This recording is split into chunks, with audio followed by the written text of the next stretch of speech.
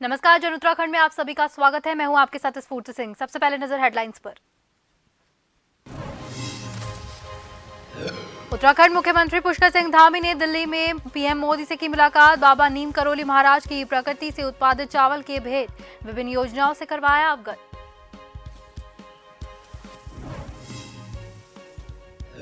आज से सावन मास की हुई शुरुआत। हरिद्वार में पहले दिन डीएम और एसएसपी ने हर की पौड़ी पर गंगा की पूजा अर्चना की।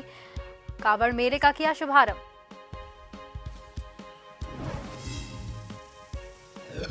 सीएम धामी का 2 साल का कार्यकाल पूरा। 2 सालों में करना पड़ा कई चुनौतियों का सामना। कई बड़े अहम फैसले लिए। कांग्रेस ने विफलता का बताया कार्यकाल।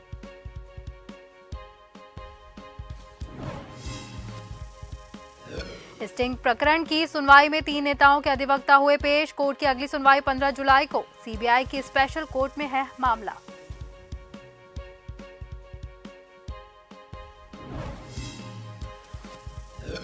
और अंकिता भंडारी हत्याकांड में नया मोड़। परिजनों ने सरकारी वकील को बदलने की मांग की। नहीं बदलने पर उपवास पर बैठने की चेतावनी।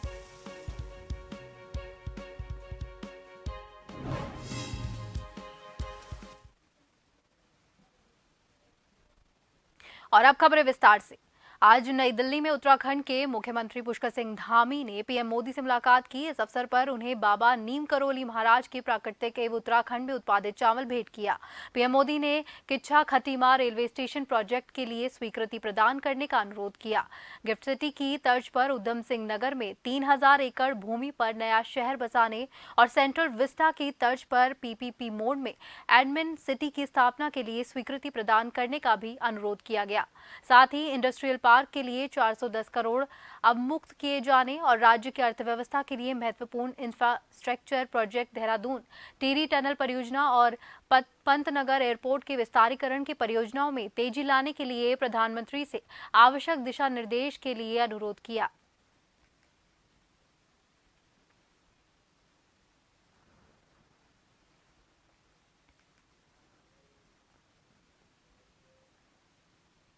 सावन का आज पहला दिन है, जिसको लेकर आज जिलाधिकारी हरिद्वार धीरज सिंह गब्रियाल और एसएसपी अजय सिंह द्वारा संयुक्त रूप से हर की पौड़ी पहुंचकर मां गंगा की पूजा अर्चना और दुग्धाभिषेक कर विधिवत रूप से कांवड़ मेला 2023 का शुभारंभ किया गया। उक्त अवसर पर जिलाधिकारी और एसएसपी सहित शासन प्रशासन के विभिन्न अधिकारी द्वारा गंगा जल लेने हर की पौड़ी पहुंचे और कांवड़ियों को पेयजल की बोतलें और फलाहार वितरित कर सकुशल यात्रा की शुभेच्छा प्रकट की। कार्यक्रम के दौरान गंगा सभा के प्रतिनिधि और कई गणमान्य व्यक्ति उपस्थित रहे।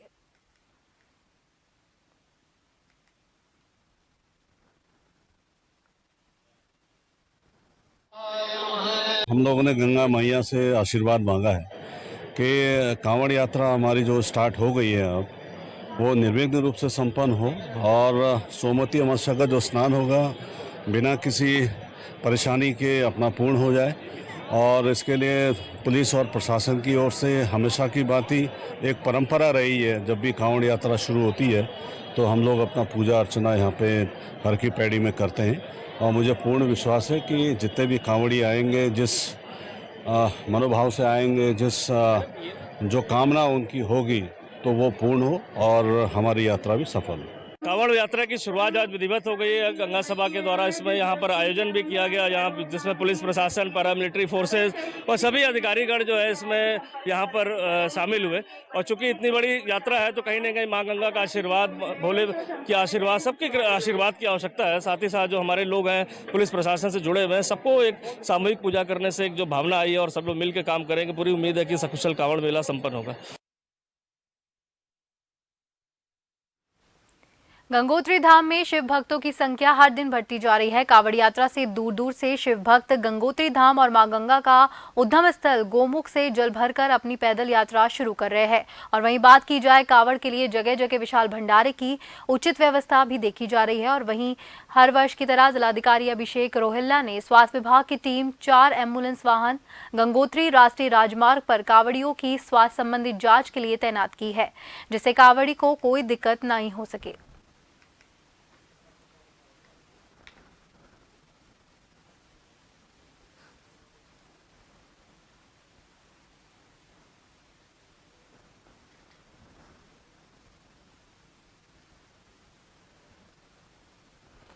उत्तराखंड में आज से कांवड़ यात्रा शुरू हो चुकी है, लेकिन इस बार कांवड़ यात्री अपनी बाइक से साइलेंसर नहीं निकाल पाएंगे। पुलिस विभाग ने ऐसे बाइक चालकों से सख्ती से निपटने की योजना बनाई है। पुलिस महानिदेशक अशोक कुमार का कहना है कि बाइक से साइलेंसर निकालकर अत्यधिक ध्वनि प्रदूषण होता है।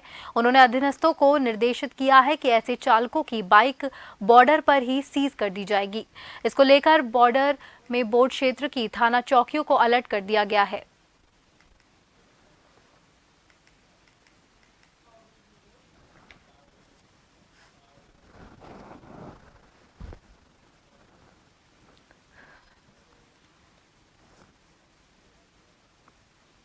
कांवड़ यात्रा को लेकर उत्तराखंड पुलिस अलर्ट हो चुकी है। डीजीपी अशोक कुमार ने सभी जिम्मेदार अधिकारियों को सख्त दिशा निर्देश दिए हैं। पूरे कांवड़ मेले को 12 सुपर जोन, 33 जोन और 130 सेक्टर में डिवाइड किया गया है। डीजीपी अशोक कुमार ने बताया कि हरिद्वार आने वाले कांवड़ियों को किसी तरह की परेशानी ना हो, इसके लिए लगातार कोशिशें की जा रही है। साथ ही संबंधित अधिकारियों को संयम के साथ में ड्यूटी करने के निर्देश दिए गए।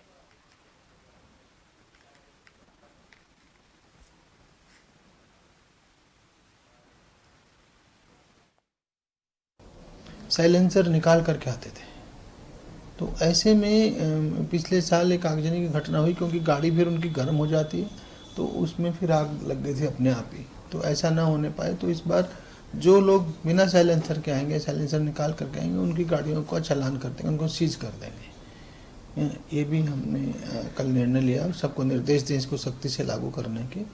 बाकी भी जो जैसा मैंने कहा कि पूरे क्षेत्र को हमने 12 सुपर जोन, 33 जोन और 130 सेक्टर्स में बांटा है। 8000 से भी अधिक पुलिस बल तो हरिद्वार में ही लगा है। बाकी इधर मुनि की रेती और लक्ष्मण झूला में भी 2000, तो करीब 10,000 का फोर्स हमारे पूरा कांवड़ मेला की प्रबंधन में लगा हुआ है। लोहाघाट के प्रसिद्ध मां भगवती मंदिर देवीधार में चल रहे 24वें 5 दिवसीय देवी महोत्सव का क्षेत्र के 3 गांव से निकली मां भगवती और महाकाली की डोला रथ यात्रा के साथ देवी महोत्सव का भव्य समापन हुआ। हजारों की संख्या में देवीधार पहुंचे भक्तों ने मां का आशीर्वाद लिया। क्षेत्र के कालीगांव, डेसली और रायनगर चौड़ी में मां भगवती और मां महाकाली अपने रथ में सवार होकर भक्तों ने रस्सों के सहारे डोलों को ऊंचे नीचे कठिन दुर्गम पहाड़ी रास्तों से मां के जयकारे लगाते हुए मां के डोलों को मां भगवती मंदिर देवीधार तक पहुंचाया। मंदिर पहुंचकर डोलों ने मंदिर की परिक्रमा की और मां भगवती और महाकाली ने भक्तों को आशीर्वाद दिया।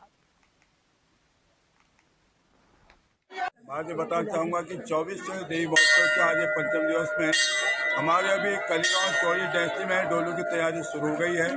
आज मां भगवती के 3 रथ यहाँ पाएंगे, कालीगांव चौड़ी और डेसली से मां भगवती, मां काली और साथ साथ 33 कोट देवी देवताओं के गण उसमें शामिल होते हैं। सबसे आगे आगे हमारा बिल्वा देव चलेंगे, उसके बाद हमारे देवी के गढ़ चलेंगे और सभी देवताओं के साथ साथ मां भगवती रथ में विराजमान देते हुए अपने भक्तों को आशीर्वाद देते हुए पीछे से महिलाओं के द्वारा अपने गायन के माध्यम से, गीत के माध्यम से हम वो माँ से कहते हैं कि हम तेरे दरबार में आ रहे हैं। कहते हैं खोल दे माता, खोल भवानी, धार में केवाड़ला। उत्तराखंड में मुख्यमंत्री के रूप में पुष्कर सिंह धामी ने 2 साल का कार्यकाल पूर्ण कर लिया है। मुख्यमंत्री के रूप में सीएम धामी को 2 सालों के कई चुनौतियों का सामना करना पड़ा और इन चुनौतियों के बीच उन्होंने कई बड़े फैसले भी लिए जिनका दूसरे राज्य भी अनुसरण कर रहे हैं। भाजपा प्रवक्ता हनी पाठक का कहना है कि धामी सरकार ने 2 साल के दौरान अभूतपूर्व फैसले लिए हैं। वहीं कांग्रेस प्रवक्ता गरिमा दसोनी ने धामी के 2 वर्षों के कार्यकाल को विफलताओं का कार्यकाल कहा है। बहुत बड़ा जीरो, पूरी तरह से विफलता के 2 साल के रूप में मैं इसको देखती हूँ। पुष्कर सिंह धामी जी खुद बताए, समाज को बांटने और तुष्टीकरण के अलावा उन्होंने स्वयं की कोई नीति इन 2 सालों में बनाई हो जो राज्य हित में हो, जनहित में हो। महिला वर्ग के लिए, युवा वर्ग के लिए, किसानों के लिए, व्यापारियों के लिए, मजदूरों के लिए कोई ऐसी नीति है जो धामी जी ने बनाई है इन 2 सालों में? सारी केंद्र की नीतियों पर अपनी वैतरणी पार करने की कोशिश धामी जी लगातार करते नजर आए।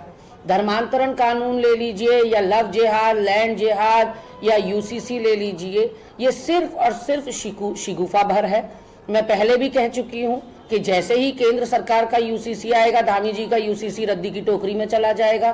फिर पता नहीं क्यों बेजा इतनी एक्सरसाइज की जा रही है, जनता की आंखों में भी धूल। उत्तराखंड के बहुचर्चित स्टिंग प्रकरण में सीबीआई स्पेशल जज धर्मेंद्र सिंह अधिकारी के कोर्ट में पूर्व सीएम हरीश रावत समेत 3 नेताओं के अधिवक्ता पेश हुए। इस दौरान विधायक उमेश मुश्रा ने अधिवक्ता कोर्ट में पेश नहीं हुए, जिसके बाद कोर्ट ने मामले की सुनवाई के लिए 15 जुलाई की अगली तारीख तय की है। सभी को 15 जुलाई को अपना जवाब दाखिल करना होगा।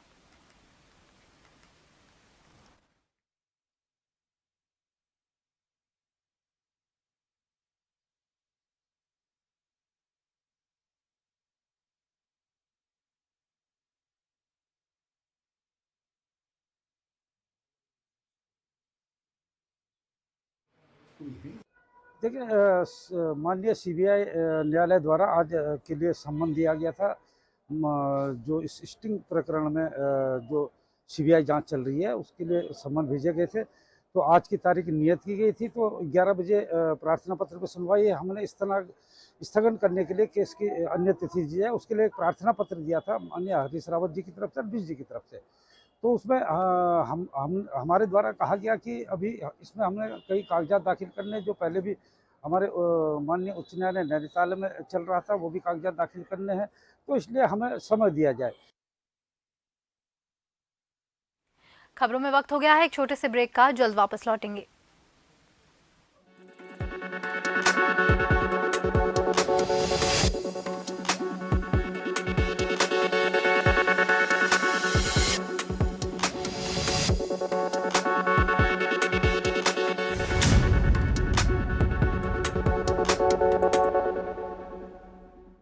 निर्धारित जगहों पर पार्किंग ना करके सड़क किनारे इधर उधर गाड़ी पार्क करने के कारण अक्सर ऐसे जाम लगते हैं जिससे बेवजह लोगों को परेशानी होती है। इसी तरह सड़कों पर रैश ड्राइविंग और ओवर स्पीडिंग भी एक बड़ी समस्या है। यातायात संबंधी नियम कानूनों का पालन नहीं करने पर जहां एक ओर वाहन सवार और सड़क पर चलने वाले अन्य लोगों का जीवन खतरे में बना रहता है, वहीं दूसरी ओर नियम तोड़ने पर कानूनी कार्रवाई का सामना भी करना पड़ता है। इसलिए ये बेहद जरूरी है कि वाहन चलाते समय आप इन बातों का ध्यान अवश्य रखें। वाहन चालक के पास वैध ड्राइविंग लाइसेंस हो, दुपहिया वाहन चालक और सवार हेलमेट अवश्य पहने, चौपहिया वाहन चालक और सवार सीट बेल्ट अवश्य लगाएं। वाहन चलाते समय मोबाइल का प्रयोग कभी ना करें, तेज ड्राइविंग ना करें और अपनी लेन में ही चलें। ट्रैफिक सिग्नल और संकेतों का पालन करें।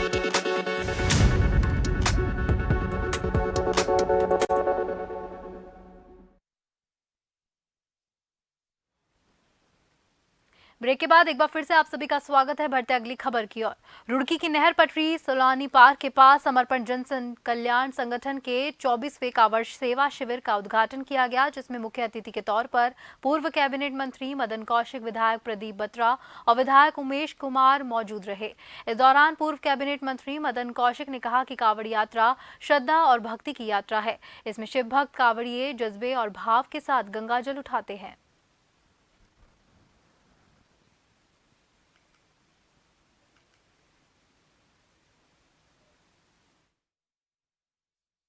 देखिए, ये जो श्रद्धा और भक्ति की यात्रा होती है, ये एक जज्बे की और भाव की यात्रा है। और उस यात्रा के मध्य में जब सामाजिक संगठन आगे आकर और उन सारे जज्बाई, उन सारे भक्तों को, उन सारे आस्था के लोगों को सेवा भाव करते हैं, चाहे वो मेडिकल के रूप में हो, चाहे वो भोजन के रूप में हो, चाहे उनके ठहरने के रूप में हो, ये बहुत बड़ा काम है। इसके लिए मैं जितने संगठन इस काम को कर रहे हैं सबको बधाई, शुभकामनाएं देता हूँ। समर्पण द्वारा हर वर्ष की भांति इस वर्ष भी एक विशाल भंडारा यहाँ पर लगाया गया है। कांवड़ यात्रा शुरू हुई और कांवड़ी आने शुरू हो गए। आज पावन सावन का पहला सोमवार है और सभी यात्रियों की यात्रा मंगलमय हो, सभी गंगा जीवन पर गंतव्य की ओर जाएं। इन यात्रियों के लिए ये भंडारे बहुत बड़ा काम करते हैं। सभी यात्री जो है इसमें आराम करें, भोजन ग्रहण करें और दवाइयों की उपलब्धता यहाँ पर है, डॉक्टर यहाँ पर उपलब्ध हैं। आजादी के 75 साल पूरे होने पर वन विभाग ने इसको यादगार बनाने के लिए 15 अगस्त के दिन उत्तराखंड के 1800 गांवों को चिन्हित किया है। वन विभाग 15 अगस्त के दिन इन 1800 गांवों में प्रत्येक गांव में 75-75 पौधे लगाने का संकल्प लिया गया है। सूबे के वन मंत्री सुबोध उनियाल ने बताया कि इस बार 15 अगस्त के दिन 1800 गांवों में 75-75 पौधे लगाए जाएंगे। साथ ही साथ लोगों को पौधे लगाने के लिए जागरूक भी किया जाएगा।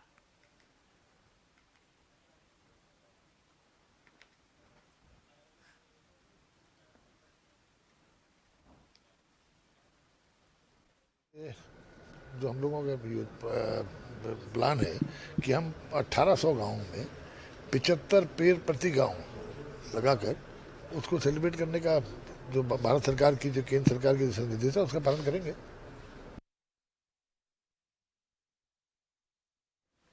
उत्तराखंड के बहुचर्चित अंकिता भंडारी हत्याकांड में अब नया मोड़ आ गया है। अंकिता भंडारी के परिजनों ने सरकार से सरकारी वकील को बदलने की मांग उठाई है। वहीं अपनी बेटी के लिए न्याय की आस के लिए बैठे मां बाप अब हताश हो चले हैं और उन्होंने आत्मदाह की चेतावनी दे डाली है। ऐसे में उत्तराखंड के पूर्व मुख्यमंत्री हरीश रावत का बयान सामने आया है और कहा है कि सरकार ने यदि सरकारी वकील नहीं बदला तो इसके विरोध में वह कोटद्वार में अगली सुनवाई पर उपवास में बैठेंगे।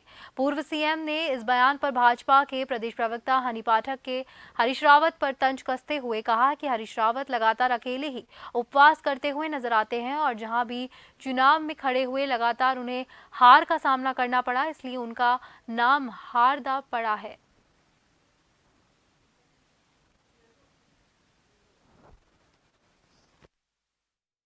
देखिए, हरीश रावत जी लगातार उपवास और अलग अकेले ही उपवास करते नजर आते हैं क्योंकि उन्होंने हर जगह जहां जहां चुनाव में खड़े हुए लगातार हार का ही सामना करना पड़ा है, इसलिए उनका नाम हारदा ही रखा गया है।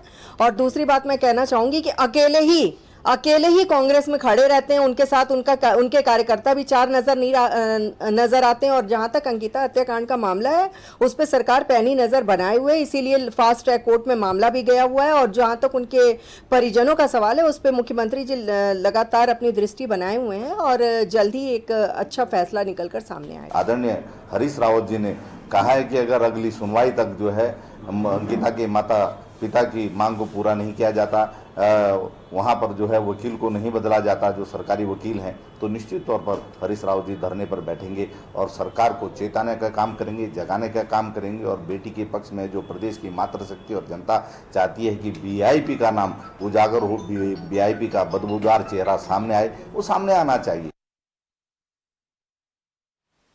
उत्तराखंड एसटीएफ के हाथ में बड़ी कामयाबी लगी है। एसटीएफ ने बिहार से 1 लाख के इनामी बदमाश फुरकान को गिरफ्तार किया है। हरिद्वार के थाना क्षेत्र लक्सर में 16 अक्टूबर 2022 को एक सुनार से लूट के दौरान आरोपी के द्वारा चीता पुलिस पर फायरिंग की गई और फायर हो गए। यहाँ पे से जो फायरिंग करने वाले आरोपी थे वहां से फरार हो गए, जिसमें से पुलिस ने 3 आरोपियों को गिरफ्तार कर लिया था। एक काफी सनसनीखेज घटना का कांड हुआ था जिसमें कि लूट के इरादे से 5 बदमाश आए थे और जब चीता पुलिस कर्मियों द्वारा उनको रोकने का प्रयास किया गया था तो उनके द्वारा 2 पुलिसकर्मियों पर फायर किया गया था जिनमें उनको गंभीर चोटें आई थी।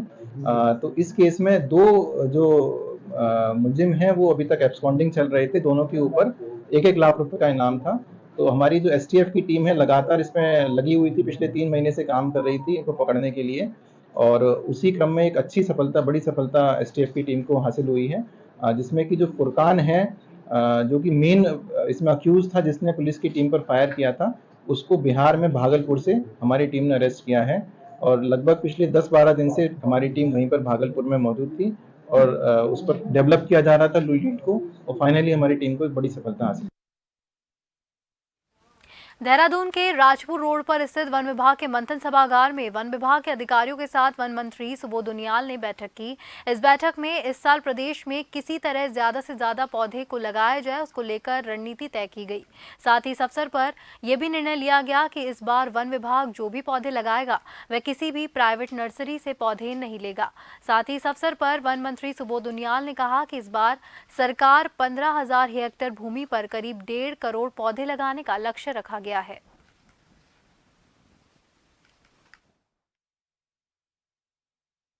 प्लांटेशन वन विभाग की एक किस्म से स्पाइन है। आप जब प्लांटेशन करेंगे और उस पर सर्वाइवल रेट क्योंकि आज की तारीख में सुधार हुआ है।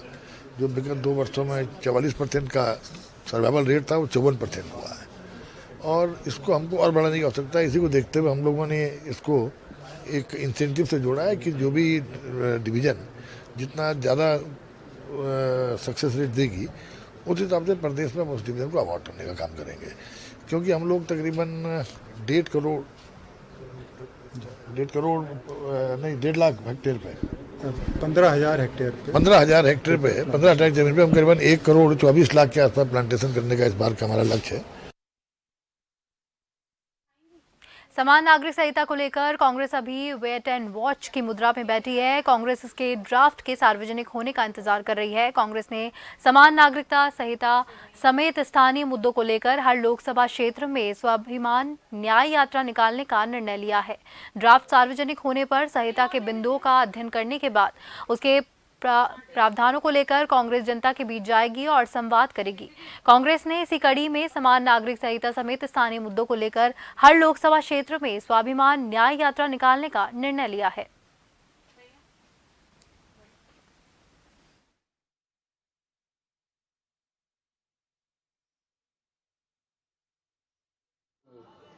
देखिए, कांग्रेस पार्टी का जो रवैया है वो तुष्टीकरण का रवैया है। वो देश हित में, देश के व्यापक हित में कहीं कोई सोच नहीं रही है, ना ही कोई उसको इस चीज़ की ज़रूरत महसूस हो रही है।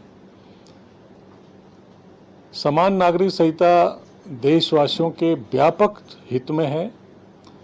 अपने उत्तराखंड सरकार ने जो इसकी पहल की है, जो शुरुआत की है, और उत्तराखंड राज्य पहला समान नागरिक संहिता लागू करने वाला राज्य बनने वाला है, इसका भी उनको मानव सम्मान करना चाहिए।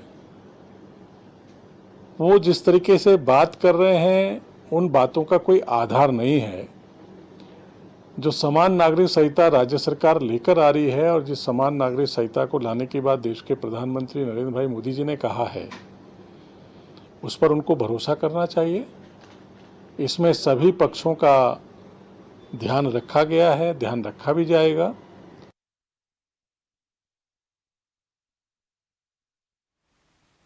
इसी के साथ जन उत्तराखंड में फिलहाल के लिए इतना ही। नमस्कार।